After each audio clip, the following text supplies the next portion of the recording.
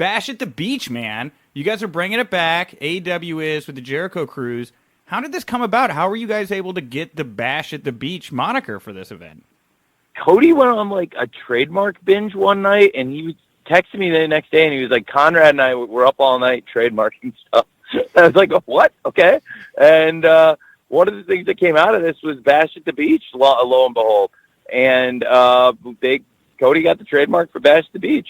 And so when he said that, we all thought, like, well, is there a way we could all use this at some point? And he obviously would be happy for us to use it, promote a show, and make Bash at the Beach a big event for us, and something that you'd associate with AEW specifically. And this unique idea we had was to go down to Miami in January and you're in Chicago, and as we both know, as guys that have lived in Chicago or around Chicago, it can be very cold this time of year and then through the winter, and thought it would be like a really fun thing to do if we made a Bash at the Beach theme in January. And so we'll be doing a kind of a 2-part Bash at the Beach in January on Dynamite. And on the 15th, you'll see us in Miami, and then it's going to carry over and onto the 22nd.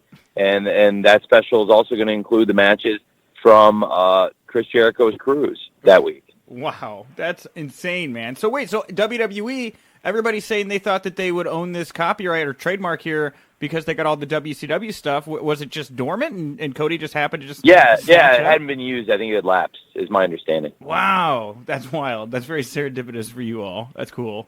Yeah, I think there's been some other precedent for that, because I think, MLW had used, War Games, and I think it had gotten bought back. I believe some other, old trademarks from the time it had lapsed and been used. And in this case, one of the great ones, Bash the Beach. And it's, again, want to make it something that's associated with us. And this is our Bash the Beach, AEW Bash the Beach. And what we do in Miami and on the Chris Jericho cruise ship, I think it's going to be really, really fun stuff. And we got some really cool stuff planned for everybody that comes. It's cool, too, that you guys have Bash the Beach now because, I was at Fyter Fest, obviously, as I've said, I've been to everything, and, that was in Daytona Beach, where the NWO was formed, probably the most iconic Bash at the Beach moment of all time. I mean, I don't know, I think it's very cool to know that you guys already were there. You're stringing it along here with the Bash at the Beach stuff, I guess, so to speak. Yeah, and I'm glad, and I appreciated you coming to Fyter Fest. Thank you again for coming. And no problem. I thought Fyter Fest was awesome, and certainly Daytona is another great market for us. And I'm happy to get down there again soon. And you've been so great about coming to all the shows, Nick. Like I said, I appreciate it. That's why I wanted to sit down. It was, and it's cool. I mean, I thought it was cool being there, because I'm sitting there and I'm thinking back to when I was a kid, and I'm like, wow, right there, that's where Hulk Hogan turned. That's where the NWO formed. How was the feel of that show for you? What was it like being in that venue? What's crazy is, I'm not going to lie to you, it certainly was looming large for me backstage. Because I would ask Keith, my office, was this Eric's office? Was that, where the Bucks and Kenny are changing? Was that where Hall and I was trying to figure out who was where, whose office was whose? Does that make sense? Yeah, totally, man. Were you sitting in Eric's office or no?